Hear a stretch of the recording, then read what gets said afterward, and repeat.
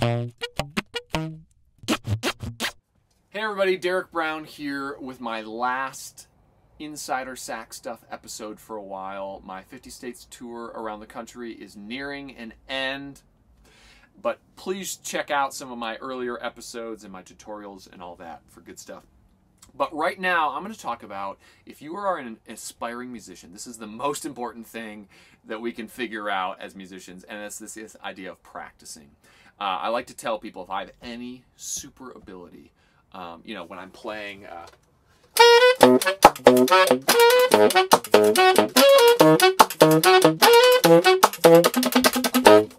when I'm playing something complex like that, you know, a lot of people might think, oh wow, he can think of multiple things at the same time. He probably has a good memory.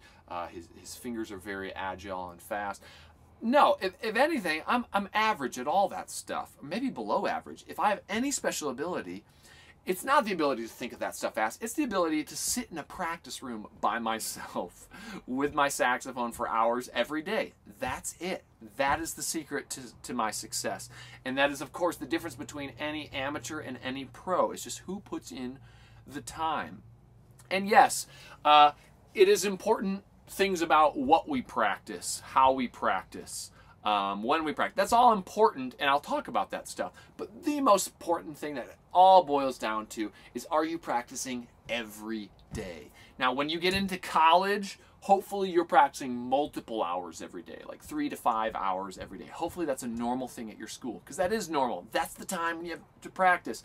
But even if you don't have the time, or you know you're younger, you have so many things going on, man, if you can practice even 15 minutes every day, that's so much better. There are studies that are done to show that this daily thing and having that sleep in between when you process, it's when your brain processes, that's when you really grow, when you do have these spurts. So it's better to do a little bit every day than to just cram 1 day or 2 days a week. It's better every day. I cannot stress that enough. Now, when we are practicing, because I'm going to talk in this episode about all these things that you can practice, the most important thing is that you learn what works for you, and you learn how to deal with the things that you don't want to practice that are really important. Because yes, with any job, there's always going to be things that we don't want to do, but we have to do them anyways. And I have some strategies for doing that. But then also, we have to find things that make it fun. It's really easy to get really serious about this and to lose the joy and to forget why we got into this in the first place. So I'm going to talk about some ways that you can hopefully just have fun with practicing. Now, as far as those not so fun things, a couple of techniques, kind of tips for dealing with that that have been helpful for me. One is figure out where to put those in your practice. You're going to have a lot of things that you need to work on in a practice session, and figure out where to place those is very key, because if you only put off the stuff you don't want to do until the end, you probably won't get there. So maybe you put that first. Maybe you do the most difficult, annoying things. If that's long tone scales, you do that first. However, that being said, if that's going to demotivate you from practicing, if you're like, oh, I don't want to do long tones, I'm just not going to practice, then don't do it first. Maybe do it in the middle. Figure out what works for you. Another thing is, there's this thing called the Pomodoro technique, where it involves a timer, like a 10-minute timer, and saying everything that I work on, or at least the things that I don't enjoy working on, I'm only going to practice it 10 minutes. Or maybe it's even less for you. Like if it's long tones for me, I'll often do 3 long tone notes. I'm going to do it every time, but I'm going to do at least 3. But if you set this timer at 10 minutes, it kind of forces you to move on, to make sure you get done the things you need to get done, to make sure you move on to other things. So if you're like me, you know, maybe I'm working on some scales and it's going slower than normal, and I find out 10 minutes has gone by, 30 minutes, man, why am I not getting this? Soon enough, an hour goes by, I am demotivated, I'm depressed, and I just put my saxophone away.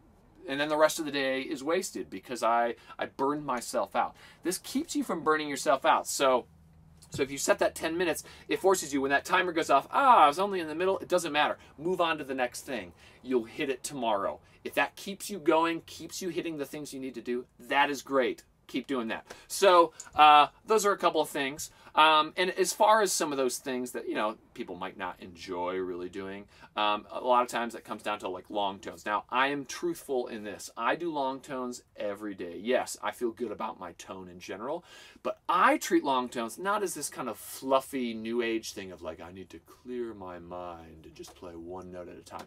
I don't have time for that. For me, it's all about reminding myself to get in this good habit every day at the beginning of breathing in and out from the diaphragm. If I can do that, everything else follows well. If I can do that, I'm going to have a good tone. I'm going to have good air support. I'm going to have an even tone. And so I do this to remind myself. And so I'll play maybe, you know, some note in the middle. I'll breathe in maybe 4 seconds from the diaphragm. Feel your stomach move out. I play that note. I hold it as long as I can. I crescendo in the middle, decrescendo, maybe change the notes. And then when I've run out of air, only breathing from here, can't stress that enough, I go on to another note, maybe a lower note, maybe a higher note. Yes, if I had more time, I would do it longer, but usually I don't have patience. But I do it every day. That's so important. Next on, a lot of people will do some kind of scales. Scales are so important, not as a torture device, but because so much of what we do, it's muscle memory. When I played that thing earlier, I'm not thinking at all of what I'm playing. Just because I've worked on it so long, so slow, it is totally just memorized by my fingers. And whether you're a classical or a jazz musician, you got to have this stuff under your fingers. If you're a classical musician reading a lot, if you know all your various scales, it makes sight reading so much easier because you've come across those keys. You don't have to look at every individual sharp or flat. You know them. You have it memorized. You have it in the key. If you're a jazz musician, you're not going to be able to improvise unless this stuff is under your fingers. So important are scales. And you can do lots of different things. Patterns. You can work on scales for life.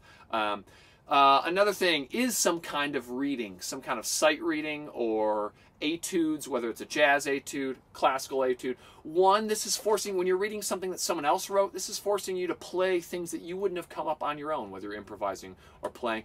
Also, just being a good sight reader is an absolute must for a professional musician, where you get called on some type of gig. You don't have time to look at that music a lot. It's gig time. You don't do rehearsals with the band, you just play with the band. So you have to be a good sight reader. So make sure you're doing that. Another thing is the repertoire. Whether it's classical side where you're doing your E-Bear or your Creston, working on these pieces that are important, or you have a performance coming up, spending that time on that. If you're a jazz musician, working on standards, memorizing music, both classical and jazz. If you're a professional musician, you have to memorize this stuff. No one wants to see someone looking at the music up on stage. Plus, it just makes you play better when it's in you. So the repertoire, extremely important. Also, this idea of doing licks, which could be considered like patterns or whatnot, like a 2-5-1 or a dominant 7, a bebop scale lick. Working on that, you know, a little bit every day in all 12 keys for a week. However it works best for you. If it's slow at the beginning, which it probably is, that might mean doing it 1 or 2 keys per day. You might need to work on it for a month. You might need to work on it a bit less. You figure that out, but memorizing some kind of vocabulary. Another extremely important thing is listening to music. This can be part of your practicing, whether you're listening to a recording of a classical piece of one way that you could interpret it. That helps you, you know, internalize what a good tone is, what your vibrato should sound like, what the phrasing could be. Same thing with jazz, listening to what this vocabulary sounds like, their phrasing and whatnot. And then taking that a step further, transcribing is a very, very important thing, whether it's a loose transcribing or you're kind of playing along with the recording, getting ideas, or you're note by note trying to figure out exactly what they're playing, writing it down. So important. That's the way that musicians used to learn before they had books and classes on it. It was all by ear, so don't forget that. Another thing that often people leave out is don't be afraid to create your own music. If you're a jazz musician, it's kind of understood you have to be writing your own music if you want to make it in this world. So writing tunes, don't be afraid about making it simple or using the chord changes of another song, writing your own melody. If you're a classical musician, don't be intimidated by these composition majors that are, you know, that they have studied this their whole lives. You can write some stuff too. Write yourself some etudes. That's the only reason that I have kind of, you know, if I'm known as an innovator on the sax at all, it's only because I'm writing my own stuff, trying to figure out ways to play it and ways of techniques to add to that sound and whatnot. It's because I'm writing stuff. Along with that, a useful tool is having some kind of recording device. It's so important to have a recording device, whether it's on your phone, you know, the voice memo app, or Evernote, or whatever. But one, when you're writing stuff, you don't often have to just like stop and like, oh, I have to like go to the piano and I have to go write this stuff out on sheet music. No, just record it into the app. Even if it's 6 seconds, record it. You've got it, maybe label it as something. You can kind of collect these. And as you get more ideas, some might relate to another idea, and you're slowly compiling this list of potential tunes. Writing is so important for a professional musician. I can't stress that enough. Sometimes that's the biggest thing that I'm doing, is I'm just kind of noodling around trying to figure out new song ideas. The other thing with recording is make sure you listen to yourself. You don't have to do this all the time, but be sure, you know, if you're transcribing something or working on a solo piece, record yourself, listen back to it. It can be really hard to do sometimes, where we think, you know, I remember early on studying jazz and realizing, oh, I can do the scoop thing, and I played, and I finally recorded myself, listened back, and it was like, that sounds terrible. Oh my gosh. But it was only through that hard process of listening, comparing myself to other people. You don't sound like what you sound like in your head when you're playing the horn. You sound like what it sounds like on the recording, you know, if it's a decent mic.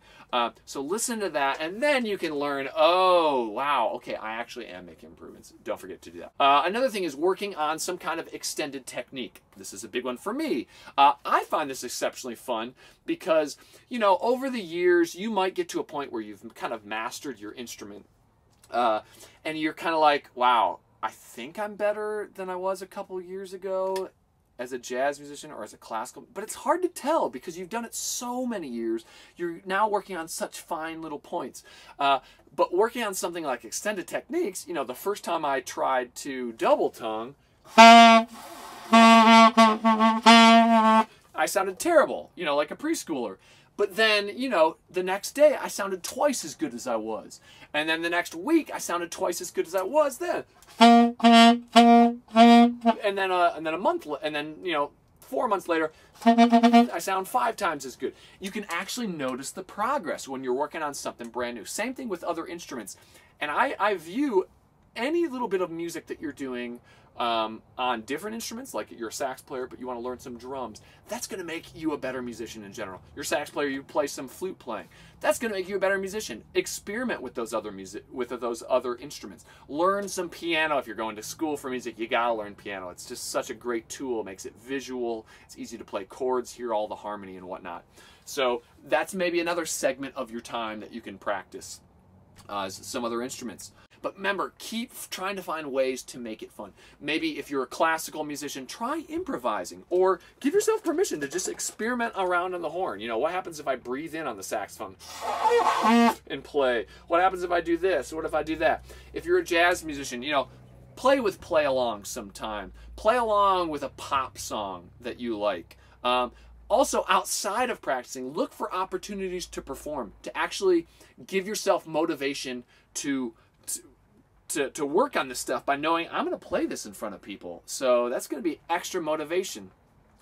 Set yourself up with some gigs at a local coffee shop. Whether it's classical or jazz, it doesn't matter. Play on the street. Get out there and do stuff. That is going to directly motivate your practicing and make it more fun or more pertinent. But regardless, it'll get you to do it. And that's what it all comes down to again. Hopefully I said some things in here that were helpful to you, and hopefully you are already on the path to practicing every day. And if you are getting better all the time. So best of luck to you, and I'll see you sometime down the road. Take care.